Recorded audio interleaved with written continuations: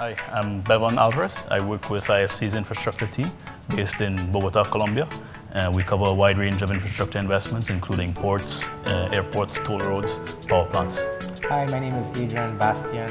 I'm a senior investment officer with the telecom group at IFC. We not only look at telecom, but also media and technology, and I'm based out of Washington. Hi, my name is Sara Sako. I'm based in Senegal, and I'm part of the HR team. I'm an HR account manager, and I'm working more specifically on recruitment drive to attract sub-Saharan African and Caribbean at IFC. My name is Anna Frick, and I work as a recruiter in the talent acquisition team. I'm based in HQ in Washington, D.C., and I'm involved in this recruitment drive for sub-Saharan African and Caribbean nationals. I mean, what makes IFC different from other development type organizations? Like, for instance, IADB, they have a pretty strong presence in the Caribbean and certainly in Latin America. What's the space that you play in?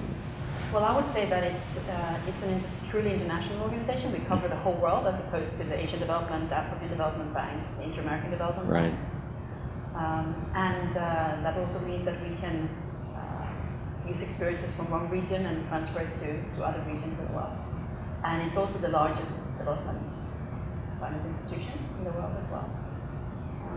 Just to give an example of that is, we would maybe look at a project in Mongolia, and maybe in Trinidad there might be another project that might be related, and we would bring the knowledge that we've learned and the entrepreneurs learned in Mongolia to leverage and bring value to the entrepreneur in Trinidad.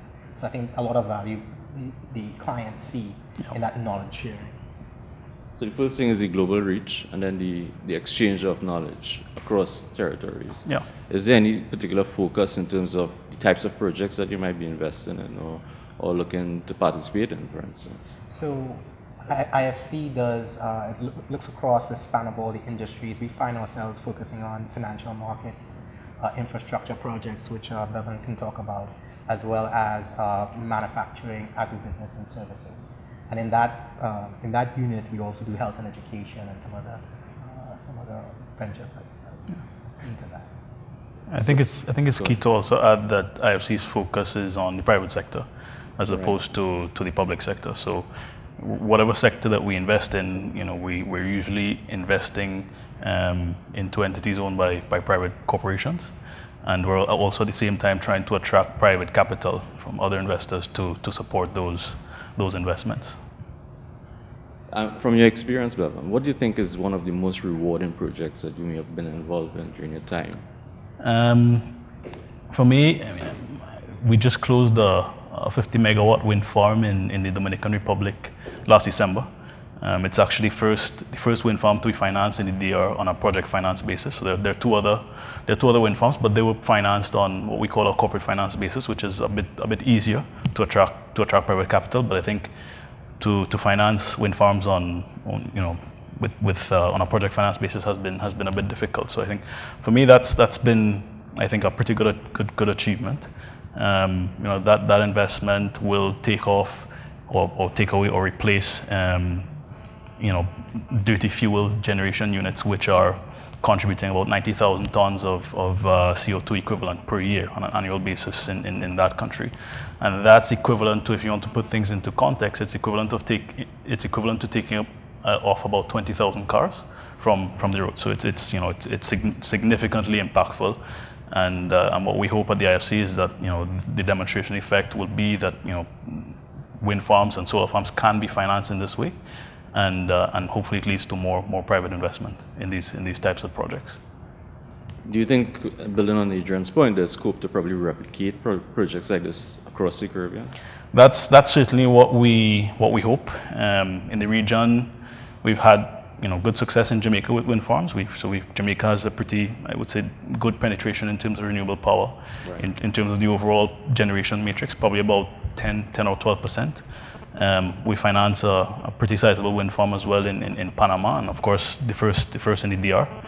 But what we're hoping is that we can replicate that experience and that success in other markets as well, including Trinidad, Barbados, some of the other islands in the Eastern Caribbean, down to Guyana as well. That's what we hope. How do you see apart from solar generation or providing alternative fuel sources, the IFC making a footprint for the Caribbean specifically? I mean, for me, so I focus on, my work focuses on infrastructure.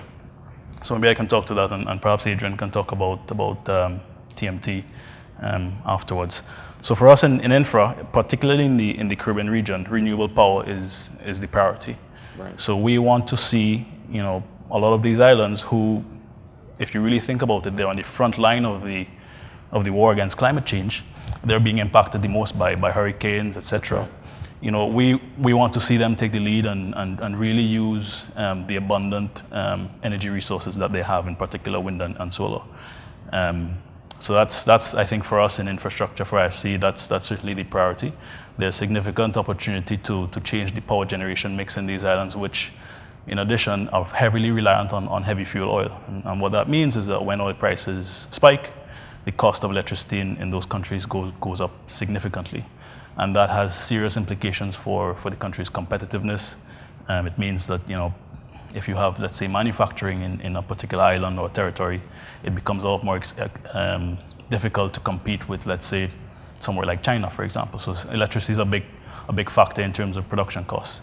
So that's what we're hoping. If you also think about it from the perspective of the quality of life of you know, people in these islands, when you have these generation units that are typically pretty old, sometimes 30, 40 years old in many of these islands, you know, the CO2 emissions can be quite significant. Right.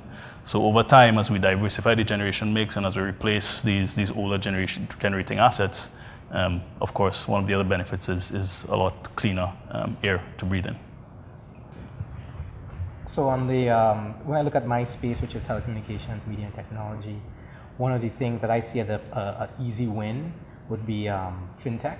Mm-hmm. I think, but in order to have certain services to take out certain excess costs out of the system, the banking system itself, you need the infrastructure in place. And I think for us, when we look at undersea cables, when we look at fiber in the country, when we look right. at connecting the infrastructure to allow over-the-top players to actually come with different businesses, FinTech is a great example of, I think, what we can leverage on top of telecommunication and broadband projects in Latin America. And for the persons who may not know what FinTech is, how you give us a description of that?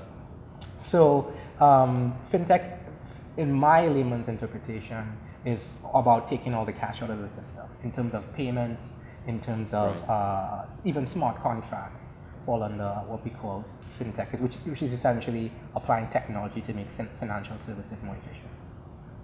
Okay. So Anna, going back to you, I mean, you're on a recruitment drive, so we have this vision for the future and what IFC wants to do. What are some of the kind of skills and competencies you're looking for a candidate who could probably join the team with the IFC? Well, first of all, the technical skills that is required for this specific job, for sure. It is an extremely global, international organization, so ability to work in teams with people from different cultural backgrounds from all over the world. I think that's really important. Is there a language requirement? I mean, for most jobs, it's only English, but there's certain jobs that are, for example, focusing on South America, right. You might need to have Spanish or Portuguese. If it's in West Africa, you might have to have French. For some jobs, maybe in Russia or the ex-Soviet Union states, you might have to have those language skills. But for the majority of jobs, English is the only requirement, and sometimes other language skills are desired. Yes. And I would still encourage everyone to apply even if they don't have those, because it's only desired. Sometimes it says it's a must, and that's a different story, of course. So language skills can be beneficial for sure, and also leadership skills, right. And also for some jobs, and especially the sort of investment-focused jobs like Adrian Bevan are doing, it would require you to travel internationally as well, so willingness and ability to travel internationally. And then we're looking for people that have, as also our the World Bank Group President Jim Kim says, fire in their bellies. Yes. We want people that are passionate about development, passionate about eradicating poverty. So those are some of the things. they're looking for. So let's say you get a start talent from Trinidad or Barbados. I mean, what are the ways that the IFC helps in terms of the development of that individual over the long term? Yeah. I think there are a lot of initiatives that can help new staff build their careers. A lot of them, and if you join a structured program, the IFC Young Professionals program, there's mentorship and there are courses and etc. That you can take. But I think it's very important that the infrastructure is there for you to develop and learn, but also it's very much has to be driven by you. You have to take responsibility, and there's many different ways of doing that. You can inform yourself what your options are. Networking is very important. I think networking to get a job at the World Bank Group, but even when you're there, to meet with people from other teams, from your team, depending on the size of your team, to understand what's going on, to look at opportunities to collaborate within the IFC, across different teams, and even with the World Bank and World Bank Group. So we're looking at, for example, ways of working better together, the IFC and the World Bank. We have, for example, a mentorship program that you can join. We have a lot of seminars on how to actually networking for introverts, how you can prepare for an interview, because you might, of course, interview for jobs internally, and how to prepare your CV. So I think there's a lot of opportunities. Even on the language you mentioned. Yeah, even language is something that I'm doing at the moment. For example, I've got a very nice manager who has approved me to take part in a language course. So I do French 3 times a week, 1 hour per occasion. And in this instance, it's a group, and we have a teacher online. So we have face-to-face sessions and tutorials. So it also means that you can do them from all over the world if you're traveling or and so on. So that's So I'm seeing that apart from having the technical skills to do the number crunching, there's also a strong slant on the softer skills. Yeah. Being able to be a leader, to have passion, to be able to network and relate and work in a team-based type environment. Farah, you've been with the organization 7 years. What is it like from inside the organization? And imagine that your peers are not here. I mean, what is the most harrowing experience for you in terms of being in the organization, or alternatively, most rewarding aspect of being part of the organization? I think that one of the most rewarding aspects is that you have the ability to interact with very smart people, very committed people, and especially on our side, we're working on HR, so we recruit people, but we also try to help them, to grow internally. And you have the ability to work very closely with very smart people, very best-in-class people, and you learn. You learn every day from a technical point of view. In 7 years, I've learned a lot. Talking with my client and colleagues from infra, financial market, telecom, media, and every day, you learn. Which help you also, to go into the market and have a very technical also discussion with candidates. And it's very impressive, the quality of our staff. So I hope that you find the talent that you're looking for. I know the pool is there, and any support we at the business school could give in that process, feel free to ask. And I really hope that in 15 years, the profile of the Caribbean looks completely different, or even better than it is right now. And with the help of IFC, definitely, I hope we could reach there. That's good. Thank you. Thank you. Thanks.